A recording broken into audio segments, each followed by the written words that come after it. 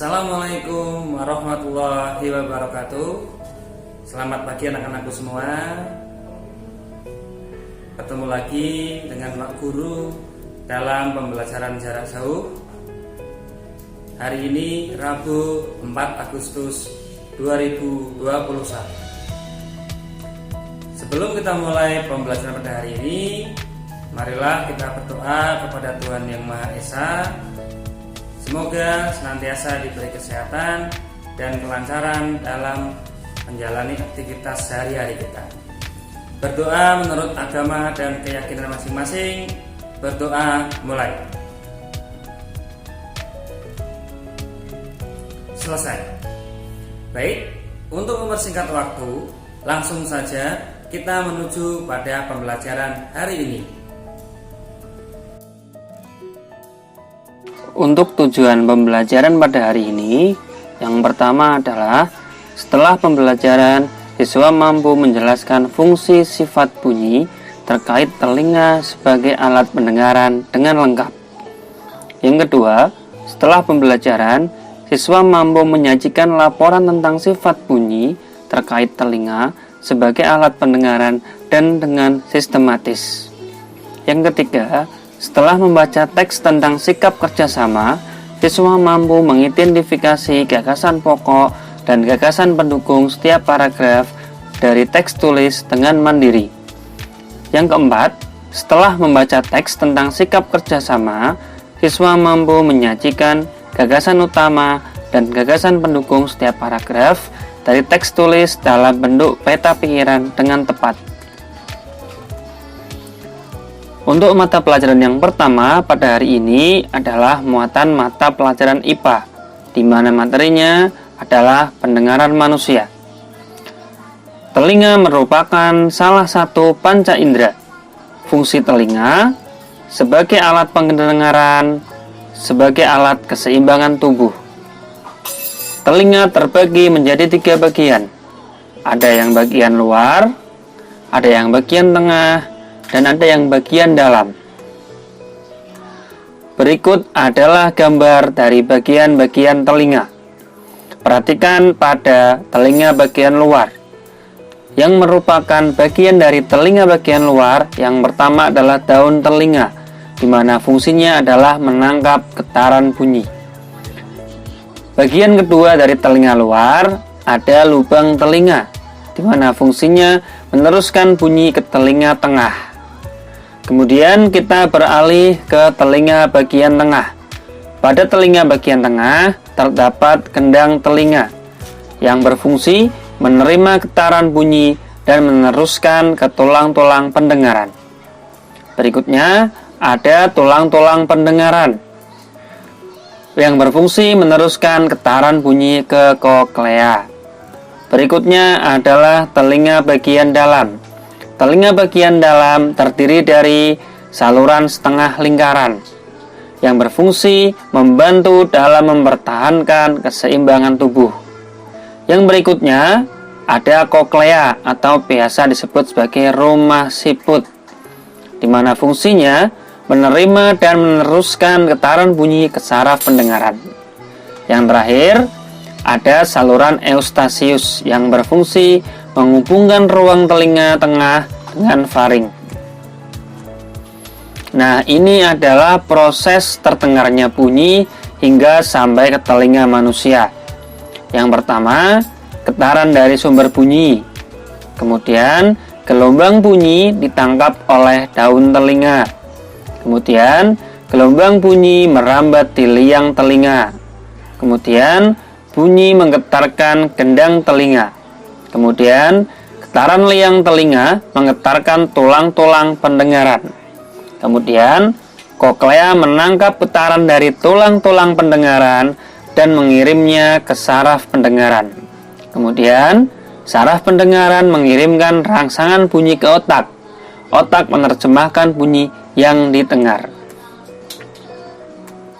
Nah, kepekaan telinga sendiri sebagai indera pendengaran itu berbeda-beda. Telinga manusia dapat mendengar bunyi dengan frekuensi 20 sampai 20.000 Hz atau biasa sebut dengan audiosonik. Ada orang yang dapat mendengar bunyi lemah atau pelan, dan ada orang yang dapat mendengar bunyi kuat atau keras. Indera pendengar yang baik dapat mendengar dengan jelas asal sumber bunyi dan tinggi rendahnya bunyi. Yang C, memelihara kesehatan telinga. Telinga perlu dirawat kebersihannya agar tetap sehat. Cara merawat telinga: bersihkan telinga bagian luar secara teratur menggunakan kapas yang bersih. Jangan mengorek-korek telinga karena dapat mendorong kotoran lebih dalam dan kotoran akan semakin menumpuk. Kotoran yang menumpuk dapat mengganggu pendengaran, mengakibatkan robeknya selaput gendang telinga. Jika kotoran telinga banyak, pergilah ke dokter THT atau telinga, hidung, dan tenggorokan untuk dibersihkan. Jika ada suara memekakan telinga, segera tutup lubang telinga agar gendang telinga tidak rusak. Nah, berikutnya masih pada pembelajaran hari ini ada muatan mata pelajaran bahasa Indonesia, di mana materinya masih berkutat tentang gagasan pokok dan gagasan pendukung. Namun hari ini kita belajar menuliskannya dalam bentuk diagram. Suatu teks terdiri atas beberapa paragraf. Setiap paragraf memiliki gagasan pokok dan gagasan pendukung. Diagram gagasan suatu teks dibuat sesuai jumlah paragraf dalam teks tersebut. Jika paragrafnya 2, maka diagramnya 2. Jika paragrafnya 3, maka diagramnya 3. Gagasan pokok dan gagasan pendukung dalam bentuk tabel. Gagasan pokok dan gagasan pendukung dibuat dalam bentuk tabel bertujuan untuk mempermudah memahami suatu teks. Mari kita lihat contohnya pada paragraf 1. Ada teks yang berjudul Gelar Budaya di Sekolah. Nah, keragaman tidak hanya terdapat di lingkungan masyarakat, tetapi juga di lingkungan sekolah. Kalimat yang berwarna hitam ini dan bergaris bawah itu adalah gagasan pokoknya, diikuti oleh beberapa gagasan pendukung, yaitu para siswa di sekolah Udin terdiri atas berbagai suku bangsa. Mereka berasal dari berbagai daerah di Indonesia. Ada siswa yang berasal dari Sumatera, ada siswa yang berasal dari Jawa, ada siswa yang berasal dari Kalimantan, Sulawesi, Nusa Tenggara, Papua, dan sebagainya. Nah, kalimat yang berwarna-warni ini adalah gagasan pendukungnya. Lagi kita lihat contoh paragraf kedua, masih sama. Kalimat yang berwarna hitam adalah gagasan pokoknya, sedangkan kalimat yang berwarna-warni adalah gagasan pendukung. Sekolah sering mengadakan gelar budaya untuk memperkenalkan kekayaan budaya Indonesia kepada para siswa. Ini adalah gagasan pokok.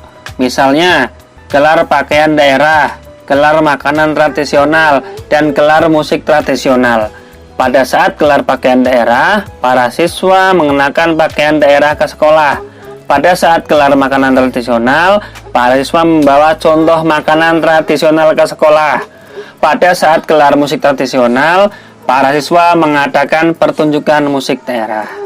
Nah, kedua paragraf tersebut dirubah menjadi bentuk tabel.